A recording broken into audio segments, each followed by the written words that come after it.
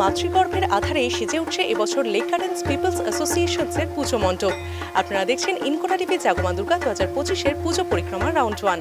দেখে নেব কতটা এগোলো তাদের পুজো প্রস্তুতি।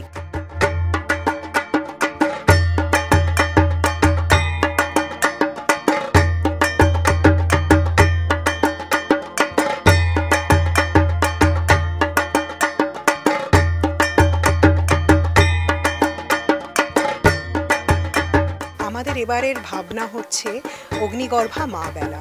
মা বেলা অর্থাৎ আমরা যেটা দেখানোর চেষ্টা করেছি সেটা হচ্ছে মা বেলা বা যখন একজন মহিলা সে যখন গর্ভসঞ্চার হয়, যখন তার মা বেলাতে তার অনুভূতি এবং কিভাবে হয় সে পুরো ব্যাপারটা আমরা দেখানোর চেষ্টা করেছি। বেসিক্যালি আমরা যেটা এখানে ইউটেরাস বা জরায়ুর ভেতরটাকে আমরা দেখিয়েছি, যেখান দিয়ে বার্থ ক্যানেল, যেখান দিয়ে আমাদের শিশুর উৎপত্তি হয় সেটা দেখিয়েছি, এবং গর্ভের মধ্যে তেজের সঞ্চার হয় সেইটা আমরা দেখানোর চেষ্টা করেছি।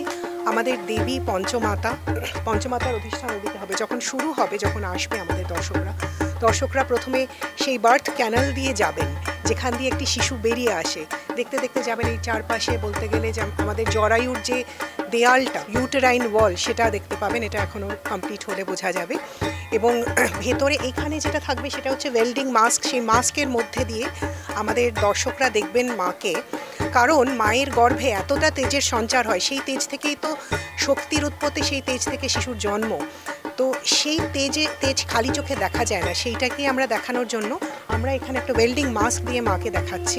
অভিউলেশন হলে বা যখন গর্ভ সঞ্চার হয় তখন সেই ডিম সেটা সেখানে গিয়ে আটকায় এবং সেখান থেকেই ধীরে ধীরে ধীরে ধীরে শিশুর সৃষ্টি হয়, প্রাণ সৃষ্টি হয়। তো এইটাই আমরা পুরোটা দেখাবো।